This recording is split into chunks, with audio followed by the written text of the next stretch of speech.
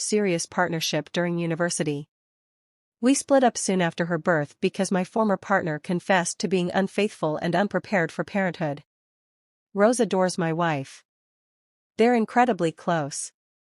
My ex has minimal involvement with Rose or me, aside from occasional conflicts. She chose not to seek custody or visits, making my wife essentially Rose's mother. My wife is now almost 8 months pregnant. Throughout this pregnancy, she has shut me out and insists nothing is wrong. I feel utterly sidelined and heartbroken. When we first learned about the pregnancy, she told me while I was preparing breakfast. Of course, I was overjoyed. Since it was unexpected, I asked how she was feeling. She smiled through tears, sharing her excitement. I lifted her up, covered her in kisses, and told her how thrilled I was and what an amazing mother she'd be. Everything seemed perfect. She went all out announcing the news to others with balloons, custom boxes, shirts, and mugs labeled Best Big Sister. I assumed her low-key reveal to me was because she wanted my thoughts before celebrating. But when her sister asked how I liked my gift box, my wife quickly said, "He didn't get one. This isn't his first."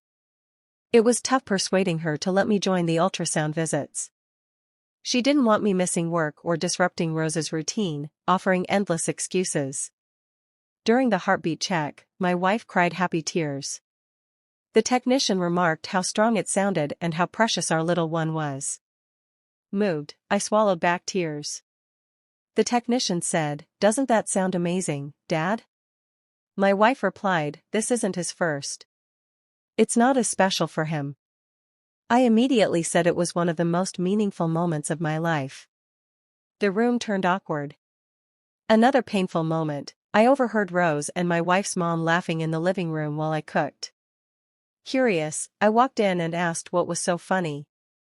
Rose was touching my wife's belly, giggling because the baby was kicking. My wife had let Rose and her mom feel the movements before me. Hurt, I simply said how happy I was. Later, my wife playfully poked her belly. I asked if I could feel it too. She said, "You felt Rose move. What could top that? She was the sweetest baby. Throughout her pregnancy, she's been unwell but rejects my help. If I bring her a snack, she gives it to Rose. When I try massaging her feet, she asks me to play with Rose instead. I'm an involved parent, but I also want to care for my wife. She struggles to eat but insists on whatever Rose wants. At the zoo, she felt terrible, cramps, nausea, dizziness. I carried her to a bench as she cried, saying she couldn't stand. I offered to call an ambulance or drive her, but she worried about ruining Rose's day. I refused to leave. Her father arrived unexpectedly and took her to the doctor. Rose was upset about missing the aviary, but my priority was my wife and baby. My wife was furious I made Rose miss it. At Rose's sports event, I asked what traits our baby might have. She snapped, "This is Rose's moment. Don't focus on someone not here." Yet, she eagerly shows her bump to others, family, friends, even strangers. They touch it, talk to it, post pictures online. But around me, she hides it under baggy clothes. Once, after a playful moment, I touched her bump and said, "You're stunning. You're already an incredible mom to Rose, and I can't wait to see you with our baby." She pulled away, saying, "I bet your ex had a bigger bump. You don't have to pretend to care." I told her this baby is unique because it's ours. She left crying. I know she isn't cheating. I just don't understand why she won't let me share this joy. Our relationship is fine as long as I don't mention the baby. After months of frustration, I snapped. I bought baby items from her Pinterest board, surprised her with flowers and a massage gift card. She seemed grateful, but later returned everything, saying Rose would feel left out. I exploded, saying hurtful things I regret. She calmly replied, "I'll die before you take my baby." I stayed at an Airbnb, desperate to fix things. A month later, I confronted her with my father-in-law's advice. After tears and apologies, she finally confessed. She feared being second choice because I'd already experienced fatherhood. A friend's comment, "Soulmates don't have past partners or kids," devastated her. She compared herself to my ex online and worried our baby wouldn't measure up to Rose. She admitted pushing me away to avoid facing these insecurities. We cried together, and she let me feel the baby move for the first time. Since then, things have improved. She wakes me up for pancake cravings, lets me pick her swimsuits, and shares belly moments. We're in therapy, and Rose is excited to be a big sister.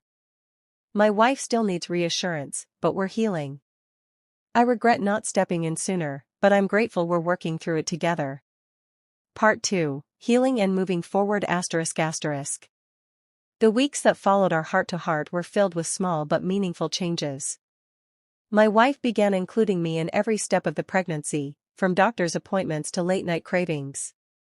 One evening, as we sat on the couch, she placed my hand on her belly and whispered, "The baby's kicking." For the first time, I felt our child move, a moment I'll never forget. Tears welled up in my eyes, and she squeezed my hand, finally letting me share in the joy she'd once reserved for others. We started attending couples therapy together, where we learned to communicate our fears without letting them fester.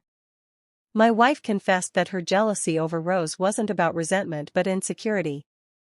She worried she'd never measure up to the bond one shared with my first child. Hearing this broke my heart, but it also gave us a path forward. To reassure her, I made extra efforts to celebrate our firsts. When we painted the nursery, I joked, "This is the first time I've ever used a paint roller without making a mess." She laughed, and I added, "And the first time we built a crib together." These little reminders helped her see that our story was unique, not a repeat of the past. Rose, perceptive as ever, noticed the shift. One day, she climbed onto the couch between us, placed a hand on my wife's belly, and declared, "When the baby comes, I'll teach them how to ride my bike." My wife's eyes filled with tears, and she hugged Rose tightly. It was a turning point, proof that love wasn't divided in our family but multiplied. As the due date approached, my wife's anxiety resurfaced occasionally. She'd ask, "What if the baby likes you more, or will you still have time for me?" Each time, I'd remind her, "We're a team. Nothing changes that." The night before the birth, she handed me a letter. In it, she apologized for pushing me away and thanked me for fighting for us. "You've shown me what family really means," she wrote. "Not perfection, but patience." When our son was born, I cut the umbilical cord, a first for me, as my ex had insisted her mother do it with Rose. As I held him, my wife whispered, "He has your eyes." In that moment, every struggle felt worth it. Now, when Rose helps feed her baby brother or my wife leans into my touch during midnight feedings, I'm reminded, love isn't about being first or second. It's about showing up, again and again, for the people who matter most. Part 3, Building Our New Normal. The first few months with our newborn son, Noah, were both chaotic and beautiful. My wife, though exhausted, seemed more at peace than I'd seen her in years. One night as I rocked Noah to sleep, she whispered, "I was so afraid this wouldn't feel special for you. But watching you with him, I see now how wrong I was." Rose blossomed into her role as big sister. She'd proudly announce to strangers, "That's my baby brother," though her help often involved smothering him with stuffed animals. My wife gently taught her how to hold his bottle, their heads bent together in concentration. Therapy helped us navigate the lingering shadows. When my wife found old baby pictures of Rose, she initially hid them, then bravely framed them beside Noah's ultrasound.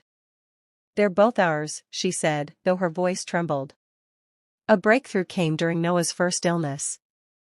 As we took turns holding his feverish little body, my wife broke down. "I kept waiting for you to love him less," she admitted. I showed her the video I'd secretly taken, me singing Rose's favorite lullaby to Noah, changing the lyrics to include his name. "There's no less in this family," I promised. Now, when Noah grabs Rose's finger or my wife laughs at my terrible diaper-changing skills, I remember how close we came to losing this. The other day, Rose asked why mommy's eyes get shiny when we all cuddle. Before I could answer, my wife kissed her forehead and said, "Because happy tears are the best kind.